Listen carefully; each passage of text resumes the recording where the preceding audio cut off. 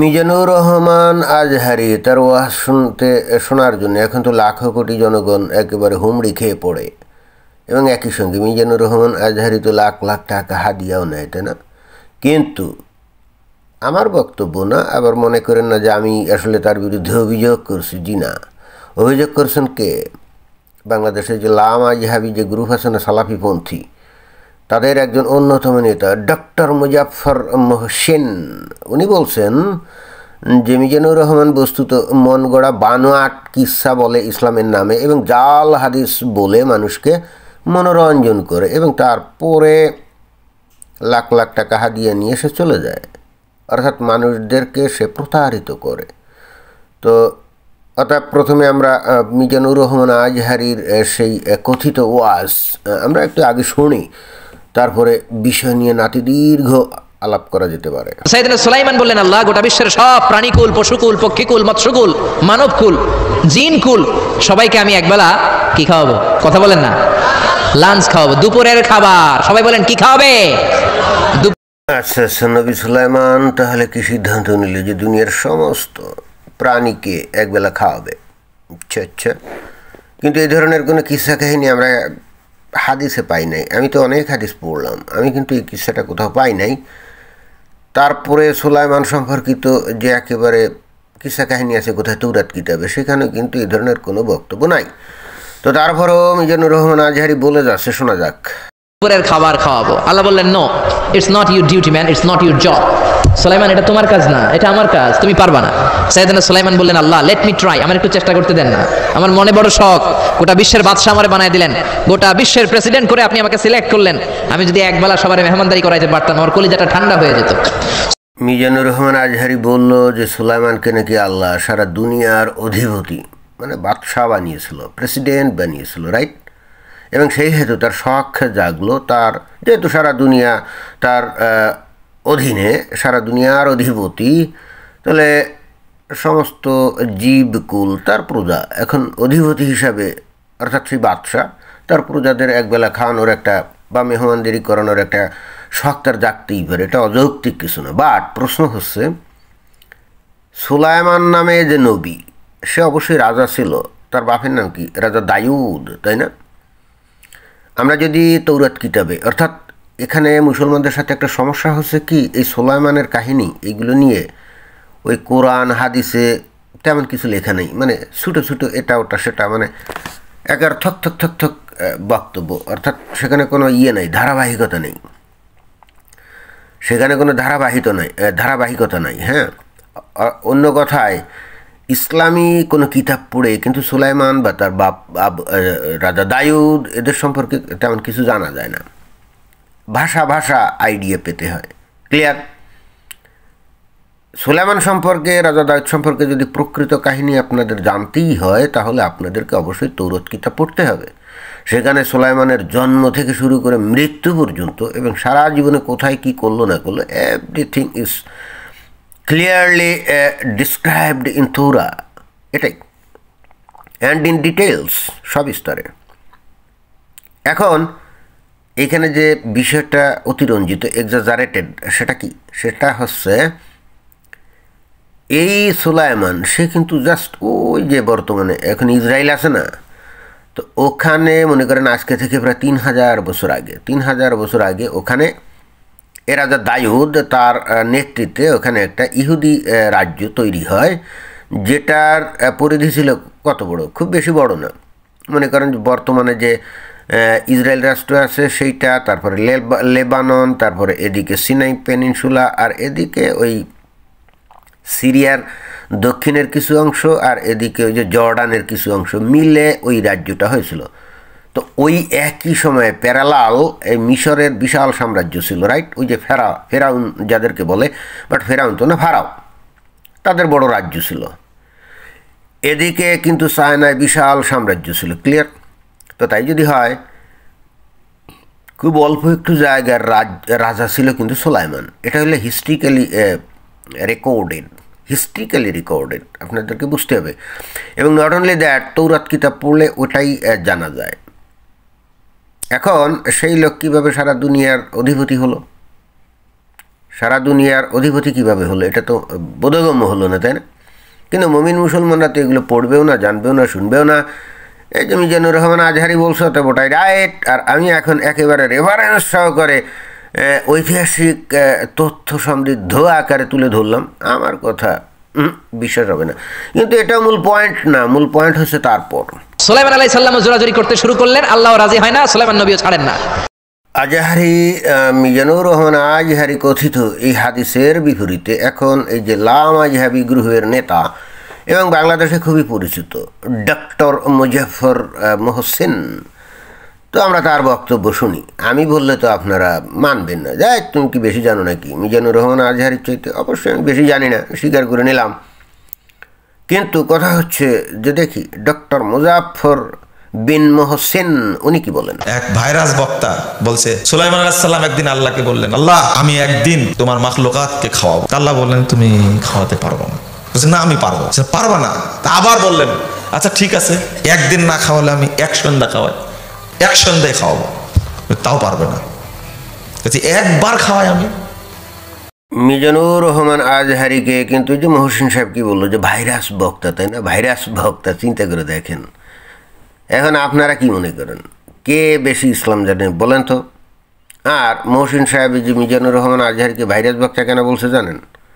বলছে এই কারণে, মিজানুর রহমান এই যে মনে করেন যে হাদিসের নামে এই যে বানিয়ে বানিয়ে কিসা বললো না, অর্থাৎ ওই মহসিন সাহেবের বক্তব্য অনুযায়ী, তো এই সমস্ত বক্তব্য শুনে মানুষজন তো ওইগুলো সঠিক না বেঠিক এইগুলো খোঁজখবর না নিয়েই মিজানুর রহমানের পাশ তারা দৌড়ায় এবং তারা মনে করে যে মিজানুর রহমানের সাহিত্যে ইসলাম জানে ওয়ালা লোক এই বাংলাদেশে আর নাই। অর্থাৎ অনেকটা ভাইরাস যেভাবে ছড়িয়ে পড়ে মানুষের মধ্যে, এই মিজানুর রহমান আজহারির জনপ্রিয়তা ঠিক ওভাবেই ছড়িয়ে পড়েছে এবং সেই কারণেই কিন্তু বলছে যে ভাইরাস বক্তা। ক্লিয়ার? জিদ করার কারণে আল্লাহ বলে খাওয়া, তাহলে 50 কিলোমিটার ব্যাপী বিশাল খানার আয়োজন করলো। খাওয়ার আয়োজন করে একটা মাছ এসে এই যে হা করেছে, সব খাবার সেই খাইছে, কিন্তু হা বন্ধ করছে না। এইবার মুমিন মুসলমানদেরকে আমি বিনয়ের সঙ্গে জানাতে চাই, এই ধরনের হাদিস যেটা নাকি যে মিজানুর রহমান আজহারি বলছে, এইটা কিন্তু কোনো সহি হাদিস কিতাবে নাই। এই যে সহি হাদিস কিতাব কোনগুলা? বুখারি, মুসলিম, আবু দাউদ, তিরমিজি, মালিক মুওয়াত্তা, নাসাই, ইবনে মাজা, তাই না? এর একটা হাদিস গ্রন্থে কিন্তু এই কাহিনীটা নেই। তাহলে এই যে মিজানুর রহমান আজহারি তাহলে কোথা থেকে এই কাহিনীটা বলল? তাহলে কি বানিয়ে বানিয়ে বলল? আমি ঠিক জানি না, তবে আপনাদের জাস্ট দৃষ্টি শক্তি বাড়ানোর জন্য বক্তব্যটা দিলাম। এই ধরনের কোনো কাহিনী হাদিসে নাই। এবং এখন ওই যে বললাম না যে সুলাইমানের কাহিনী সম্পর্কে আপনি যদি জানতে চান বিস্তারিত, তাহলে আপনাকে ওই যে তৌরাত কিতাবে যেতে হবে। অর্থাৎ বর্তমানে যে ওল্ড টেস্টামেন্ট বা পুরাতন নিয়ম বলে বাইবেলের একটা অংশ আছে, ওখানে গেলেই কিন্তু একেবারে ওই যে সুলাইমানের জন্ম থেকে মৃত্যু পর্যন্ত যাবতীয় কর্মকাণ্ড সেখানে আপনি জানতে পারবেন। কিন্তু এখানে এই ধরনের কোনো কাহিনী নেই। আর দেখেন ঘটনাটা কি, 50 মাইল এলাকা ব্যাপী রান্নাবান্না হলো এবং এরপরে রান্না হওয়ার পরে খাদ্য খাবার যখন শুরু হলো, তখন একটা মাছ এসে কি ডাঙ্গায়, বুঝলাম না তো, আচ্ছা ডাঙ্গায় না সাগরের মধ্যে, তাই না? তো মাছ এসে খাইতে চাইলো এবং যত খাবার ছিল সব তাকে খাওয়ানো হওয়ার পরেও তার কিন্তু খিদা মেটে না। জাস্ট একটা মাছের খিদাই কিন্তু পূরণ করার ক্ষমতা এই যে সুলাইমানে থাকলো না। তো দেখি মহসিন সাহেব কি বলে। মাছ জিজ্ঞেস করতে হা বন্ধ করিস না কেন? তো আমার খাবার তো আরও লাগবে, বুঝছেন? তার মানে মূল বক্তব্য হচ্ছে দুনিয়ার সমস্ত প্রাণীকুলকে খাওয়ানো তো দূরের কথা, সুলাইমান যখন রান্নাবান্না করলো শুধুমাত্র একটা মাছকেই সে খাওয়াতে পারছে না। অর্থাৎ তার সমস্ত খাবার খাওয়ার পরেও মাছ বলছে আমার এখনো খিদা মেটেনি। এবার বোঝা গেছে। এই গল্প শুনে 3 লাখ টাকা দিয়ে দিলেন বক্তাকে। ও যে সুলাইমান আলাইহিস সালামকে যে ডুবাই দিয়ে গেল, এটা খেয়াল করেছেন? কেন হুজুর কাহিনীটা কি সত্যি না নাকি বুঝলাম না। আমি নিজে ব্যক্তিগতভাবে তো এই কাহিনী ওই হাদিসগুলো সবই তো পড়ছি, আমি অবশ্য কাহিনী এগুলো কোথাও পাই নাই। আমি ভাবছিলাম যে আপনি হয়তো বলবেন যে হ্যাঁ কাহিনীটা সরেক এবং এর চাইতে মহৎ কাহিনী আর হতেই পারে না, এবং এটা বস্তুত আল্লাহর ক্ষমতা প্রদর্শন। কিন্তু আপনি আচ্ছা ঠিক আছে দেখি। একজন নবী কি আল্লাহর সাথে এরকম পাল্লা লাগবে? বুঝেন না কথা? আর সুলাইমান কি আপনার মতো গাধা চন্ডী? হ্যাঁ, সি সি সি সি। সুলাইমান আলাইহিস সালামকে অন্যান্য নবীদের মতো এত বড় দূরদর্শী একজন নবী, বাপ দাউদ আলাইহিস সালাম। দাউদ আলাইহিস সালাম তার ব্রেনের সাথে পারেনি, আর সেই নবী নাকি আল্লাহর সাথে পাল্লা লাগবে। কেন হুজুর, এটা আল্লাহর সাথে পাল্লার তো কোনো বিষয় নেই। আল্লাহর সাথে পাল্লা যদি হতো তাহলে তো আল্লাহর কাছে অনুমতিই চাইতো না, তাই না? এখানে আপনার মনে হয় একটু বোঝার ভুল আছে। হয়তো কাহিনীটা বানানো বা হয়তো এটা হাদিসে নাই, এটা হয়তো মিজানুর রহমান আজহারি যে কোনোভাবে বানিয়েছে, এরকম হতে পারে। তার বিরুদ্ধে এই ধরনের একটা অভিযোগ আপনি আনতে পারেন, কিন্তু কাহিনীটার মধ্যে তো একটা মাহাত্ম্য আছে। সেটা হলো এই, সে তো আল্লাহর কাছ থেকে অনুমতি নিয়েছে। যদি আল্লাহ বলছে যে তুই পারবি না, তারপরে ওই যেহেতু একগুয়েমি করে বারবার বলছে না আমি খাওয়াবো, অর্থাৎ সুলাইমান বলছে, তো এই জন্যে বস্তুত আল্লাহ বলছে ঠিক আছে তুই খাওয়া। অর্থাৎ এখানে শিক্ষণীয় হচ্ছে যে দুনিয়ার সমস্ত মখলুকাতের রুজি রুটির ব্যবস্থা তো আল্লাহই করে, তাদের যে রিজিক এটা তো আল্লাহই ব্যবস্থা করে, এখানে কোনো মানুষ সেটা পারে না।